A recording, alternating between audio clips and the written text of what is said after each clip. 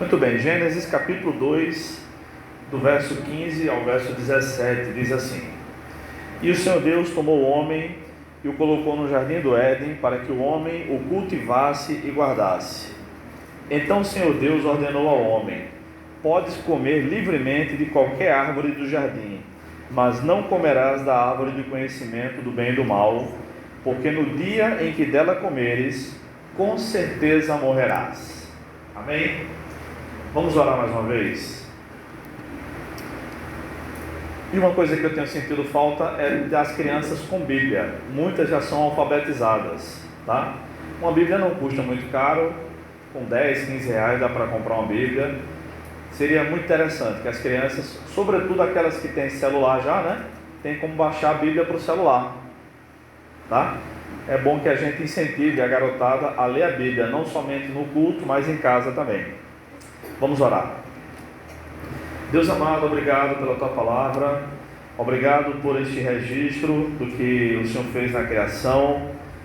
Nessa noite, queremos cultuar o Senhor mais uma vez, meditar um pouco na Tua palavra e celebrar a ceia do Senhor, lembrando da morte e da ressurreição de Jesus Cristo, como já foi lembrado nos louvores, na peça que as crianças apresentaram e agora na pregação da Tua palavra.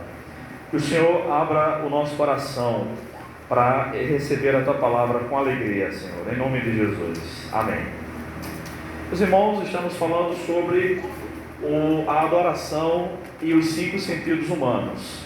Então já falamos sobre o olfato há 2 semanas, sobre o tato semana passada, e hoje nós vamos falar sobre o paladar. O paladar na adoração. Paladar é o sentir o gosto das coisas, das comidas, das bebidas, dos remédios, né? Isso é o paladar, de maneira geral. Todo mundo gosta de comer e precisa comer bem para que se desenvolva adequadamente. Existem crianças que não são muito boas de garfo, né? Como a gente costuma dizer: Davi, espere lá, quando ela voltar você vai. Eu mesmo fui uma dessas crianças que não era muito bom de garfo. Eu era magricelo. Até hoje eu não gosto muito de comer carne. Muitos amigos meus dizem: você não sabe o que você está perdendo e tal. Eu já experimentei, irmãos.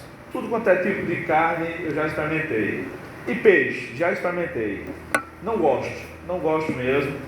E como pouquíssimos tipos de carne, eu até gostaria de gostar. Eu até queria gostar, porque seria mais fácil a minha vida. Porque toda vez que eu vou comer com pessoas diferentes, não come carne, por quê? Mas já experimentou, mas essa daqui é diferente. Mas é uma questão de religião. Não. Aí para resumir eu digo: não, é frescura minha. Aí encerra a questão, mas a minha vida seria muito mais fácil se eu comesse todo tipo de carne como a maioria dos seres humanos, né? Mas eu não gosto.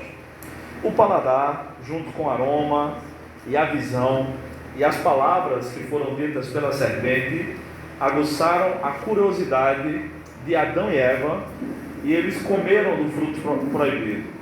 É interessante que Deus criou todas as coisas, e eu já falei aqui há 2 semanas sobre o olfato, que lá no Jardim do Éden deveria ter um cheiro maravilhoso, um cheiro muito bom, muito agradável, aquelas frutas sem o poder maléfico do pecado, sem agrotóxicos, tudo criado perfeito. E eles tinham de todas as árvores para comerem de todos os frutos. A única proibição era de uma árvore, de um fruto de uma árvore, da árvore do conhecimento do bem e do mal. E adivinha o que eles desejaram comer? Do bendito fruto, né? Que não foi bendito e trouxe pecado. Por aquela desobediência, o homem pecou e o pecado se instalou na humanidade. Ao contrário do que a Igreja Católica diz, até hoje, né? Não sei com base em quê, o fruto proibido não foi o sexo. Não faz o menor sentido. Deus criou Adão, Deus permitiu que Adão sentisse um pouco de solidão, porque ele olhou assim os animais em pares, e ele sozinho, ele disse: cadê a minha semelhante, né? Eu vou viver com quem? Vou viver sozinho aqui? E Deus fez então Eva para que desfrutasse da bênção da criação com Adão, e ele deu uma ordem para o casal, para o primeiro casal: cresçam e se multipliquem, ou seja, encham essa terra de filhos, tenham filhos. E a única maneira de ter filhos, até então, era pela reprodução sexuada. Então não faz o menor sentido Deus ter criado Adão, Eva, ter mandado eles encherem a terra de filhos e o pecado ser o ato sexual. Não foi. Foi literalmente comer de um fruto proibido. E de onde é que vem a história da maçã? Que a gente cresceu vendo isso nos filmes, lendo sobre isso, vendo em desenhos animados e tudo mais. Acontece que a palavra fruto e a palavra maçã em latim são muito parecidas mesmo. E aí, quando Jerônimo, que foi o tradutor da Bíblia para o latim, traduziu a Bíblia para o latim, ele cometeu um pequeno equívoco e colocou lá, ao invés de fruto, maçã. Então, desde uma tradução mal feita por Jerônimo, que os católicos chamam de São Jerônimo, que vem essa ideia de que o fruto proibido era uma maçã. Na verdade, a gente não sabe qual fruto era esse, não sabe se ele existe ainda hoje. Talvez sim, talvez não, mas hoje não é mais pecado, a gente pode comer de tudo. Mas Deus criou o paladar, Deus criou para que a gente pudesse desfrutar das coisas boas dessa vida, e comer é muito bom. Vocês, todo mundo aqui já se alimentou hoje, né? Tenho certeza disso, e provavelmente nos alimentaremos ainda mais quando voltarmos para casa, faremos a última refeição do dia. Enfim, só não abuse, porque comer em excesso, sem necessidade, é pecado. É o pecado que a Bíblia chama de gula. E eu, particularmente, nunca ouvi dizer de alguém que tenha pedido perdão a Deus porque cometeu esse pecado. Eu vou fazer uma pesquisa aqui. Alguém já pediu perdão a Deus porque foi guloso? Uma pessoa. O primeiro corajoso que eu conheci. E o que é a gula? É comer quando não cabe mais, quando está saciado, quando não precisa mais. Isso é pecado. Isso é pecado, porque ofende o próprio corpo, que é templo do Espírito Santo. Eu já vi pessoas mal educadas comerem, e era criança para adolescente, mas todo mundo sabia que a criança já estava satisfeita, não precisava mais comer. Gente da minha família. E aí a mãe disse: não, você não precisa comer mais, você não vai comer mais. A mãe deu as costas e a criança continuou comendo desesperadamente. Parecia que o mundo ia se acabar se ela não comesse, e ela vomitou de tanto que ela comeu. Depois ela levou uma bela de uma surra, porque desobedeceu a mãe, não precisava comer mais, e a mãe tinha dito: não coma mais. Então foi uma surra merecida, porque além de ter desobedecido a mãe, ficou feio, né? Fica muito feio. Só comer até vomitar é triste, mas a gula é pecado. Agora, tem pessoas que comem mais, naturalmente, mesmo pessoas magras, e a gente diz até, né? Está indo para onde essa comida? Está indo para o cabelo? Está indo para onde? Evapora? Então, tem gente e tem pessoas mais gordinhas que não comem muito. Mas o importante é que a gente coma até se satisfazer, tá bom? Deus deixou esse sentido para nós, para a nossa bênção, para a glória dele, e há muitas experiências de adoração, da relação do homem com Deus na Bíblia por meio da alimentação, por meio do paladar. Por exemplo, nos 4 evangelhos nós vemos Jesus jantando várias vezes nas casas dos pecadores. E aquelas histórias que são resumidas em 8 ou 10 versículos, e a gente lê ali em 1 minuto e meio, uma história daquela, na verdade, aquele relato é um resumo do que deve ter acontecido durante horas, porque era assim que o povo judeu jantava no primeiro século. Então o pessoal chegava do trabalho, tinha uma parte da comida preparada, não havia geladeira, não havia forno elétrico, forno a gás, não havia forno micro-ondas, então tinha que preparar a comida e comer.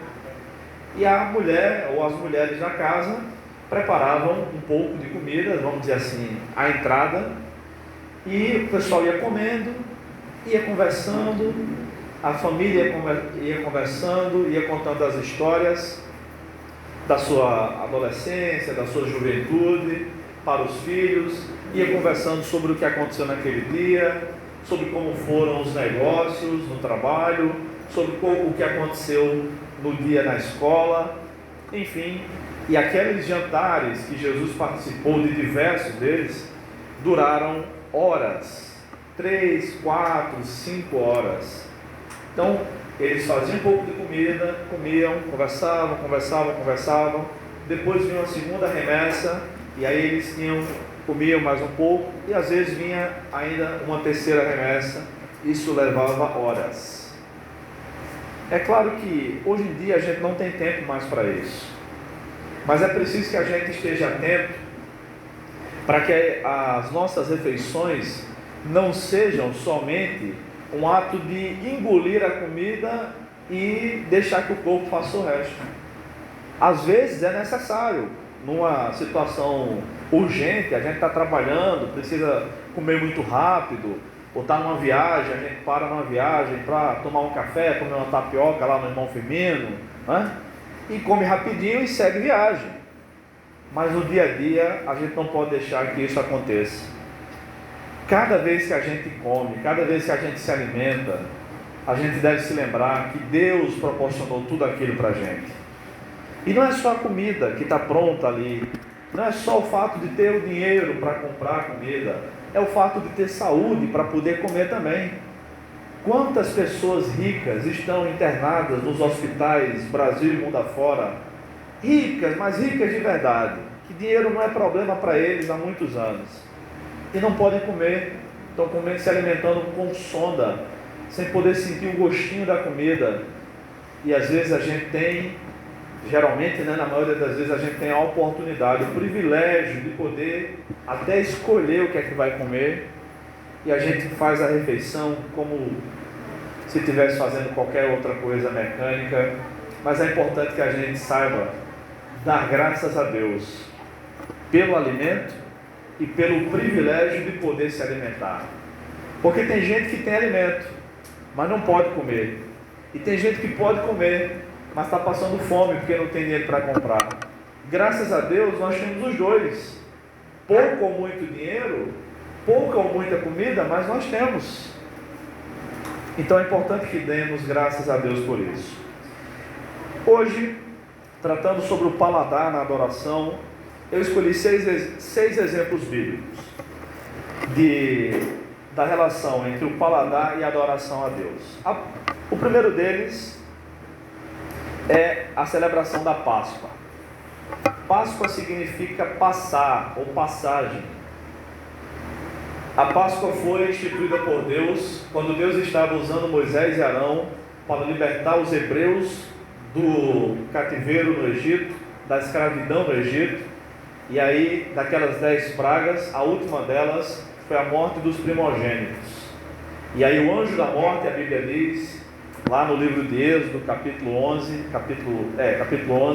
que o anjo da morte passou por cima das casas dos hebreus e não matou nenhum hebreu, ou seja, nenhum judeu, nenhum crente no Senhor, mas foi na casa dos egípcios e matou todos os primogênitos, todos os filhos mais velhos. E houve grande pranto de madrugada, até o filho do faraó morreu nesse negócio. Mas para que esse anjo da morte passasse por cima das casas, era necessário que os hebreus fizessem uma coisa: Era necessário que eles sacrificassem um cordeiro, pegassem o sangue do cordeiro, que tipifica Jesus Cristo, o Cordeiro de Deus que tira o pecado do mundo, e esfregasse o sangue no umbral da porta, vamos dizer assim, no forro da porta, de lado, em cima e do outro lado da porta. Então o anjo passava, via que estava manchado de sangue aquela porta e dizia: não, aqui esse povo tem uma aliança com Deus, não é o meu alvo aqui, o alvo é atingir aqueles que não têm uma aliança com Deus. E aí houve aquela morte de muitos egípcios, em tudo quanto é casa dos egípcios, e Deus instituiu como deveria ser celebrada a Páscoa. Em Êxodo capítulo 12, versículo 8, diz assim: naquela mesma noite comerão a carne assada no fogo, com pães sem fermento, sim, a comerão com ervas amargas. Deus então instituiu como deveria ser celebrada a Páscoa, o dia, o mês, porque era celebrado todo ano, e até a roupa que eles tinham que estar vestidos, e até que tinham que comer apressadamente aquela refeição. Então tinha que comer a carne do cordeiro assado no fogo e algumas ervas amargas. É interessante isso, porque a carne, eles se alimentavam, ficavam fortes, lembravam-se do cordeiro, do sangue que eles haviam derramado, do cordeiro que tipificava Cristo, que veio cerca de 3.000 anos depois, mas eles tinham que comer também umas ervas amargas, para sentir o gosto amargo. E quando eles comiam aquelas ervas amargas, eles se lembravam de quão amargo era ter sido escravo no Egito. Veja que coisa interessante, Deus ensinou lições preciosas por meio da alimentação, por meio do paladar. É uma experiência tremenda que os judeus tiveram. E aí todos os anos, no segundo mês do ano, eles celebravam a Páscoa, comiam a carne, comiam ervas amargas. E aí as criancinhas iam crescendo, aqueles que não sabiam do que tinha acontecido no Egito, ou aqueles que eram muito pequenos quando tinham saído do Egito, e aí perguntavam: ô mamãe, ô papai, o que tem que comer? Eu não gosto não desse negócio não, desse mato não, tem um gosto ruim isso não, mas tem que comer. Tá vendo, é amargo? É ruim, não é ruim? Era ruim também quando a gente era escravo no Egito. E é muito interessante, irmãos, porque em praticamente todos os livros do Antigo Testamento há uma menção de que Deus libertou o povo do Egito. Em quase todos os livros do Antigo Testamento, Deus diz: eu sou aquele que vos tirou da terra da escravidão, da terra do Egito. Irmãos, de vez em quando é bom que a gente se lembre de onde Deus nos libertou, porque às vezes a gente fica aqui achando muito bom, obrigado, está tudo muito bem, que bom que as coisas estão começando a voltar a acontecer na igreja, as crianças estão se apresentando, os jovens estão chegando para iluminar o ambiente. Quando tem jovem tem vida, né? Deus tem respondido nossas orações, graças a Deus por isso. E às vezes a gente pensa que a vida com Deus é só isso, é o nosso culto, e a gente às vezes começa a reclamar por coisa pequena. Aí hoje só tem cuscuz para comer, mas que tristeza. E a gente começa a reclamar de coisas banais. Mas irmãos, e quando a gente não servia a Deus? Que vinha um problema, vinha a tribulação, e a gente não sabia em quem se apoiar, que a gente não sabia orar. Hoje a gente sabe, hoje a gente ora, vem um problema e a gente ora, e a gente entrega as coisas na mão de Deus, e Deus resolve os nossos problemas. E antes, que não tinha ninguém para resolver os nossos problemas, e aquela angústia que a gente sentia, e o medo da morte que a gente sentia antes de servir a Cristo. E hoje, é claro, ninguém quer morrer, porque Deus não criou ninguém para morrer, mas a gente sabe que se morrer, se quer vivamos, somos do Senhor, como escreveu o apóstolo Paulo. Então hoje também é uma noite para a gente se lembrar de onde Deus nos resgatou, do Egito, simbolicamente, quando éramos escravos do diabo, mas Jesus veio para desfazer as obras do diabo e nos libertar. Ele nos transformou, nos transportou do reino das trevas para o reino do Filho do seu amor. do seu amado. Deus fez isso conosco. Então a Páscoa deveria ser celebrada com carne e com ervas amargas. A segunda experiência que relaciona o paladar com a adoração é a própria palavra de Deus. No Salmo 119, verso 103, está escrito o seguinte: como tuas palavras são doces ao meu paladar, mais doces do que mel em minha boca. Melzinho de abelha, legítimo, né? Como é bom, né? Mel no café, limonada com mel, eu gosto. Jeremias 15,16 diz o seguinte: quando as tuas palavras foram encontradas, eu as comi, e elas eram para mim o regozijo e a alegria do meu coração, pois levo o teu nome, ó Senhor Deus dos exércitos. A palavra de Deus, irmãos, é comparada, a leitura da palavra de Deus é comparada com um sentido palatável. Quando a gente lê a palavra de Deus, a gente às vezes diz, né? Estou me sentindo alimentado. Claro que é figurado, né? Claro que daqui a pouco a gente vai sentir fome e precisa comer comida, literalmente falando. Mas quando a gente ouve um bom sermão, um bom estudo bíblico, quando a gente estuda direitinho as Escrituras e medita nelas, diz: eu estou alimentado, eu estou forte. Irmãos, aí nós nos tornamos como árvores com raízes bem fincadas, porque os ventos sopram fortes na nossa vida, mas árvore com raiz bem fincada não cai fácil, irmãos, não cai fácil. Ainda sobre a palavra como algo que o profeta comeu, né? Como Jeremias comeu, Ezequiel também comeu, e esse texto de Ezequiel, capítulo 3, do verso 1 ao 3, foi uma mensagem que um querido irmão lá de Campina Grande me deu há 20 anos, quando eu estava voltando a morar em João Pessoa. O pessoal lá da mocidade da minha igreja fez uma despedida para mim, foi muito bacana, eu gostei muito, e um deles me deu uma Bíblia de presente. Ele disse: essa daqui é a minha Bíblia preferida, que você faça bom uso dela. Eu uso ainda essa Bíblia, tenho guardada, eu tenho todas as minhas Bíblias guardadas. Algumas estão com páginas rasgadas, como essa daqui. No texto de 1 Pedro tem página rasgada. Que bom. Mas aí um deles disse, Ezequiel capítulo 3, Bruno, do verso 1 ao verso 3. Medite nessa passagem e obedeça o que diz lá. E diz o seguinte, irmãos: em seguida ele me disse, Deus, né, falou com Ezequiel: filho do homem, come o que achares, come este rolo, e vai e fala à casa de Israel. Então abri a boca e ele me deu o rolo para comer, e disse-me: filho do homem, come e enche o estômago com este rolo que te dou. Então comi, e a minha boca ficou doce como mel. Eu tenho comido a palavra de Deus todos esses anos, devorado a palavra de Deus, e como eu tenho sido feliz em devorar, no bom sentido, né? No sentido metafórico, em comer todos os dias a palavra de Deus. E como é bom, como é edificante. Vem as tribulações, vem o desânimo, mas nós estamos firmes pela palavra de Deus.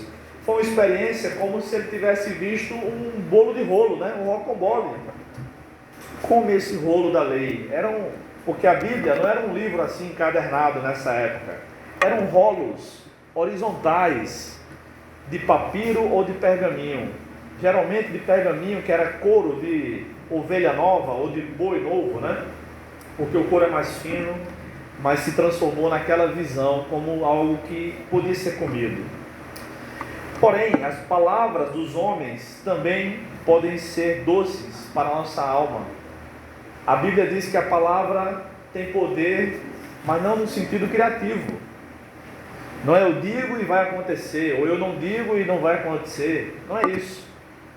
É no sentido de curar a alma de alguém, no sentido de dar uma boa instrução, ou mesmo uma boa repreensão. E em Provérbios 16, 24 diz o seguinte: palavras suaves são como favos de mel, doçura para a alma e saúde para o corpo. Quando a gente está para baixo, quando a gente está desanimado, como é bom receber uma palavra de ânimo, né? sobretudo das pessoas que a gente ama. Quantas vezes eu e vocês precisamos de uma palavra de ânimo, de uma palavra de incentivo? Vai dar tudo certo, entrega o teu caminho ao Senhor, tenha um pouco mais de paciência, se Deus prometeu, Ele vai cumprir, e outras coisas mais. Irmãos, que sejamos portadores de palavras suaves como mel, para curar a alma das pessoas, e não para ferir a alma das pessoas. Mas a terceira experiência do paladar na adoração ainda é sobre a palavra de Deus, que pode ser doce, sim, mas também pode ser amarga. Em Apocalipse capítulo 10, versículo 9 ao versículo 11, diz o seguinte, ouçam bem: então, João está dizendo, então fui até o anjo e pedi-lhe que me desse o livrinho. O livrinho é o rolo, na verdade, né? Ele me respondeu, pega-o e come-o. Ele lhe será amargo no estômago, mas doce como mel na boca. Peguei o livrinho da mão do anjo e o comi. Era uma visão. Ele era doce como mel na minha boca, mas depois que o comi, meu estômago ficou amargo. Então me disseram, é necessário que profetizes outra vez a muitos povos, nações, línguas e reis. Irmãos, assim é a palavra de Deus, assim é o Evangelho. Naquelas áreas da nossa vida que a gente precisa de consolo, de amparo da parte de Deus, a palavra de Deus é doce para a nossa vida. Mas naqueles momentos, naquelas áreas da nossa vida, que a gente precisa ser repreendido, que a gente precisa que Deus puxe a nossa orelha, a palavra de Deus é amarga, mas não deixa de ser palavra de Deus, não deixa de ser bom para a nossa vida. Quantas vezes também nós experimentamos a parte doce, mas também a parte amarga da palavra de Deus. Quando Paulo estava escreveu a carta para Tito. Tito era um bispo que tinha que estabelecer liderança nas igrejas da ilha grega chamada de Creta, que fica ao sul da Grécia ainda hoje. Em Tito 1,13, Paulo escreveu o seguinte: repreende-os severamente, para que eles sejam sadios na fé. Muitas vezes o que faz alguém se tornar sadio na fé, sã, é uma repreensão severa quando a pessoa está errada. O Evangelho é doce, sim, mas o Evangelho é amargo para quem está errado, porque ninguém gosta de ser corrigido, mas é necessário. Quando Adão pecou, Deus chegou para Adão e disse: Adão, eu não disse que você não comesse do fruto daquela árvore? Adão colocou a culpa em Eva e em Deus, quando disse: a mulher que tu me deste, me deu de comer e eu comi. Algo que os pecadores sempre fazem, pelo menos em primeira instância, é não assumir as próprias culpas, mas culpar sempre o outro. Não, eu fiz isso porque ele começou primeiro, ele que me provocou, foi a tua mulher que só me deu. Talvez se o Senhor tivesse me dado outra mulher, né, eu não tinha comido, não tivesse comido. E aí Deus não repreendeu ainda, foi falar com a mulher, e a mulher também não assumiu a culpa. Disse: não, a serpente me deu de comer, disse que estava tudo beleza se eu comesse. E aí Deus foi e já deu uma sentença à serpente, uma sentença a Adão e uma sentença a Eva, porque Deus não vai deixar de punir nenhum pecado que seja, de ninguém. Os homens podem escapar da justiça desse mundo, os homens podem mudar as leis para que os seus queridinhos sejam favorecidos, ou para que eles próprios sejam favorecidos no futuro. Isso acontece em todos os países. O Brasil não é um país privilegiado. O Brasil não inventou a corrupção. Onde há ser humano, há pecado, e há corrupção de todos os tipos. Cuidado aí, tá? Tua cabeça. Deus vai punir o pecado de todos. A palavra de Deus pode ser doce, mas também pode ser amarga. Mas quando amargar, não fique triste com Deus. Não fique triste com quem lhe deu as palavras amargas. Pode ser eu, por meio do sermão. Olha. Pode ser eu, por meio de uma conversa mais dura, individualmente. Pode ser outra pessoa. É melhor que a gente se lembre do gosto amargo que era no mundo. Consertemos a nossa vida e prossigamos experimentando a boa e doce palavra de Deus. A quarta experiência do paladar na adoração. Devemos ter cuidado com quem nos juntamos. Com quem nos juntamos para comer, por exemplo. Fazer uma refeição com alguém é um ato de profunda intimidade e comunhão. É por isso que na ceia nós desfrutamos de comunhão com Deus e com os irmãos. Em outras épocas nós trocávamos o cálice um com o outro e orávamos ao longo do mês por aquela pessoa com quem a gente trocava o cálice. Nós voltaremos a fazer isso, se Deus quiser, no próximo ano, quando estiver mais seguro para a gente fazer isso, sanitariamente falando. Mas olha o que Provérbios 23, 19 ao 21 diz: ouve, meu filho. Provérbios é escrito em tom paternal. O autor Salomão sempre fala: meu filho, ouve, meu filho, sê sábio e conduze teu coração pelo caminho. Não estejas entre os beberrões de vinho, nem entre os comilões de carne, porque o beberrão e o comilão caem na pobreza, e a sonolência cobrirá o homem de trapos. Irmãos, comer é bom, desfrutar de uma boa comida, receber alguém em casa, então, pessoas queridas, né? Para a gente comer, ou para tomar um café. Às vezes eu recebo um amigo lá em casa, a gente passa uma hora só conversando. Se não dá, das 3 às 4, você vem aqui, estaciona aqui, a gente conversa um pouco, toma um café, come um bolo, conversa um pouco, ora, enfim, um ajuda o outro.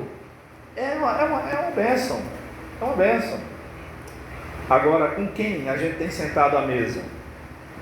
Jesus comeu com pecadores, quando ele foi para influenciar os pecadores, quando ele foi para falar o evangelho aos pecadores, não quando ele foi para ser mais um no meio daquela perdição. Essa semana circulou um vídeo de um jantar que houve no Palácio do Planalto, em algum prédio público lá. Eu não sei se foi na casa do presidente da República, em algum prédio lá, onde estavam reunidos o presidente, a primeira-dama, vários pastores e a família do então indicado André Mendonça, né, que agora será ministro do Supremo Tribunal Federal. Eles jantaram, fizeram uma oração, depois cantaram com grande astur. E eu dei graças a Deus, porque em outras épocas os cristãos não eram convidados, e quando eram cristãos de caráter duvidoso, que usavam suas igrejas e os seus púlpitos para fazerem curral eleitoral. E aí permitiam que aqueles candidatos, ou mesmo as autoridades não cristãs, falassem nos púlpitos, tá? Eu acho errado as igrejas que dão a palavra para o presidente da República falar. E ele não é salvo, irmãos. Na igreja, nem todo crente tem o direito de falar ao púlpito. Nem todos. Imagina o incrédulo. Mas não é melhor que se façam orações e cantem louvores e aqueles pastores preguem o evangelho às autoridades do que os sacrifícios humanos até que eram feitos antes? A ex-mulher do ex-presidente Fernando Collor revelou no livro dela, e a ex-feiticeira que fazia os feitiços lá no tempo do governo Collor, hoje é uma pastora. E eu conheço uma irmã lá em Alagoas, ela é de Alagoas, Collor também é. Eu conheço uma irmã da igreja de Nazareno dos Bancários que conhece essa pastora. É melhor orações e louvores, ou é melhor que a gente entregue tudo ao diabo mesmo? E aí, alguns amigos meus falaram, isso é um absurdo. Eu disse, rapaz, se o prefeito da minha cidade, o governador do meu estado, ou o presidente do meu país, me convidasse, enquanto pastor, para jantar com ele, me pedisse para fazer uma oração, e para cantar um louvor a Deus, eu jantaria, oraria e cantaria.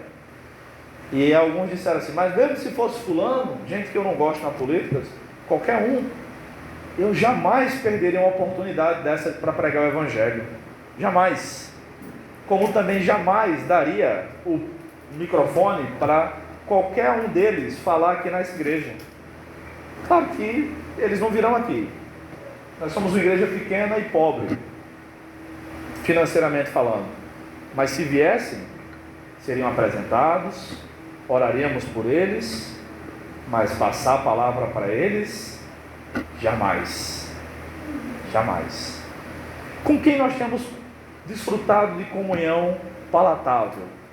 Com quem nós temos sentado para comer? O que é que a gente conversa ao redor da nossa mesa? É algo para se perguntar. Em quinto lugar, o vinho que Jesus fez é melhor que o vinho que os homens fizeram. Em João capítulo 2, versículos 9 a 10, no episódio em que Jesus foi convidado para um casamento em Caná, uma cidade da Galileia, nós lemos o seguinte: quando o responsável pela festa provou a água transformada em vinho, não sabendo de onde viera, embora o soubessem os atendentes que haviam tirado a água, chamou o noivo e lhe disse: todos servem primeiro o vinho bom, e quando os convidados já beberam bastante, servem o inferior, mas tu guardaste até agora o melhor vinho. Vocês estão lembrados da ocasião, né? Ninguém sabia ainda que aquele vinho havia acabado de ser fabricado, transformado água em vinho pelo próprio Jesus. Muitos crentes até dizem que não era vinho, era suco de uva. Era vinho, irmãos. Era vinho, tá? Irmãos, e o vinho tem um símbolo muito importante na Bíblia. O vinho representa, entre outras coisas, o Espírito Santo. É o vinho novo que Jesus falou. O vinho representa a alegria. Tudo que Jesus faz é melhor. O vinho que ele fez foi melhor do que o vinho que estava sendo servido na festa. Você quer alegria de verdade? Entregue a vida para Cristo. Você vai ser feliz de verdade. Porque a alegria com Jesus é melhor que a alegria sem Jesus. Você quer aprender a fazer festa de verdade, festa animada de verdade, onde a gente não precisa encher a cara para ser feliz, a gente já chega animado, entrega a vida para Jesus, você vai aprender a fazer festa com os crentes. Que tem uma coisa que os crentes sabem fazer, é festa. Tudo com Jesus é melhor. O casamento com Jesus é melhor. As amizades com Jesus é melhor. Ir trabalhar tendo Jesus no coração é melhor. Correr perigos, quando a gente passa por perigos, com Jesus é melhor. A gente sabe, se der errado aqui eu morrer, vou para o céu. Sem Jesus é um medo danado. E Jesus sempre faz o melhor na hora certa. Por que ele não chegou e fez logo esse vinho para todo mundo tomar desde o princípio? Porque Deus faz tudo na hora certa, conforme os seus eternos propósitos. Está demorando a promessa de Deus se cumprir na sua vida? Ah, não está na hora ainda de se cumprir. Espere um pouco mais e de repente Jesus pode transformar água em vinho na sua vida. Aquela experiência palatável foi tão inesquecível que nós estamos falando sobre ela até hoje. Aquele casamento entrou para a história. Todo mundo que lê a Bíblia tem que ler a história daquele casamento e da água transformada em vinho. Foi o primeiro milagre que Jesus fez. Irmãos, em sexto e último lugar, a carne e o sangue de Cristo como experiência palatável e o seu significado. Quando Jesus estava celebrando a Páscoa com os discípulos, foi a última Páscoa que ele participou, ele instituiu a ceia dele, a ceia do Senhor. Ele disse que os discípulos fizessem essa ceia até que ele viesse. E a maioria das igrejas hoje no mundo celebram a ceia do Senhor uma vez por mês. Nós aqui celebramos também uma vez por mês, primeiro domingo do mês. Em Mateus capítulo 26, do verso 26 ao verso 30, diz assim: enquanto comiam, Jesus tomou o pão e, abençoando-o, partiu e o deu aos discípulos, dizendo: tomai e comei, isto é o meu corpo. Logicamente uma metáfora, né? Representa o corpo. E tomando um cálice, rendeu graças e o deu a eles, dizendo: bebei dele todos, pois isto é o meu sangue. Uma metáfora, né? Representa o sangue. O sangue da aliança derramado em favor de muitos, para perdão de pecados. Mas digo-vos que desde agora não mais beberei deste fruto da videira, até aquele dia em que beberei o vinho novo convosco no reino de meu Pai. E depois de cantar um hino, saíram para o Monte das Oliveiras. Jesus então instituiu a ceia. Essa cerimônia deve ser celebrada até que ele venha. Então, até que Jesus volte, a gente vai celebrar a ceia aqui. E um dia a gente vai celebrar, pelo menos uma vez, a ceia lá no céu, com o Senhor. Mas eu tenho para mim que no céu a gente vai comer sempre, tá? Essa cerimônia deve ser celebrada com reverência. Não pode ser celebrada de qualquer maneira. A gente não pode servir a ceia para quem não crê em Cristo, porque se trata do corpo e do sangue de Cristo. Então, se você quer participar dessa festa, entregue sua vida para Cristo. Depois de algum tempo nós iremos lhe batizar e você vai participar da ceia do Senhor. Essa cerimônia, em terceiro lugar, deve ser celebrada com confissão de pecado e arrependimento, conforme Paulo escreveu em 1 Coríntios capítulo 11, quando ele disse: examine, pois, o homem a si mesmo e coma do pão e beba do vinho. Ele não disse: examine a si mesmo e veja se dá para participar. O arrependimento está implícito aí. Examine a si mesmo. Enquanto eu estou falando, cada um de nós devemos ir nos examinando, ver o que a gente precisa se arrepender. Arrependa-se, e daqui a pouco nós vamos participar da ceia do Senhor. E em quarto lugar, essa cerimônia deve ser celebrada com alegria, porque ela representa, entre outros tantos símbolos que a Bíblia traz, a nossa redenção. O sangue de Cristo foi derramado pelos nossos pecados. O corpo de Cristo foi moído naquela cruz. Ele apanhou, levou uma surra, como as crianças representaram aí na peça, sendo inocente. Teve que carregar a cruz, pelo menos essa parte, né, assim dos braços, que a gente chama de travessão da cruz. E aí ele não aguentou, e Simão Cireneu teve que ir levando para ele, né? Ele não gostou inicialmente, mas foi a maior experiência que ele teve na vida, de carregar a cruz de Cristo. Ele foi espancado, colocaram um pano no rosto de Jesus, e aqueles guardas, homens fortes, acostumados a bater nas pessoas até, começaram a esbofetear Jesus, e com certeza o rosto dele ficou todo transfigurado. As costas dele já estavam esfoladas da surra que Pilatos mandou que dessem nele. Ele estava irreconhecível. Por último, colocaram uma coroa feita de espinhos, ironizando: tu não és o rei dos judeus? Vamos fazer uma coroa então para o rei. E uma coroa de espinhos que eles cravaram na cabeça de Cristo, e o restante do rosto dele e do corpo que não estava coberto de sangue ficou coberto naquele momento, porque o cérebro, a cabeça é muito irrigada por sangue, e quando aqueles espinhos entraram na cabeça de Cristo, ele sangrou muito, e ele ficou completamente irreconhecível. Por isso, a gente deve celebrar até que ele venha, com reverência, com arrependimento e confissão, mas também com alegria, porque o sofrimento de Cristo foi em nosso lugar, para que a gente não precise ir para o inferno, para que a gente não vá para o purgatório, que nem existe.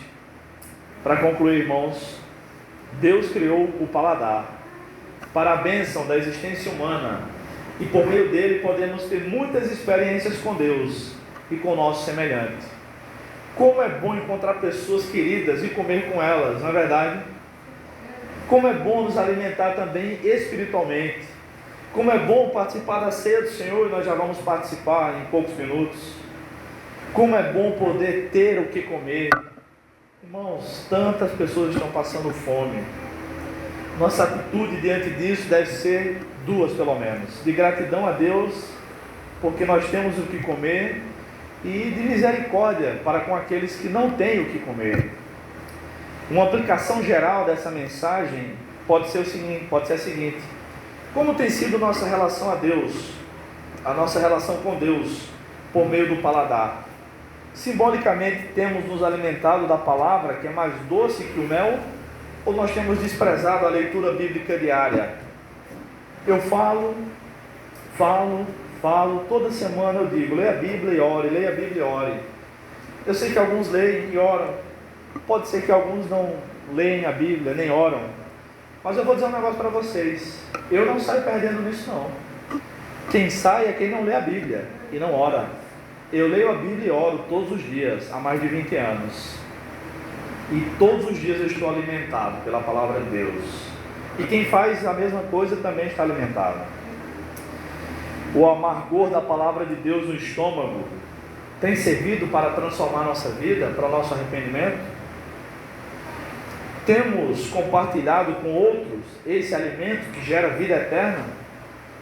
Essas são as aplicações. Os primeiros pais, Adão e Eva, comeram do fruto proibido e se deram muito mal. Nós comemos hoje do corpo e sangue de Cristo para celebrar a nossa redenção.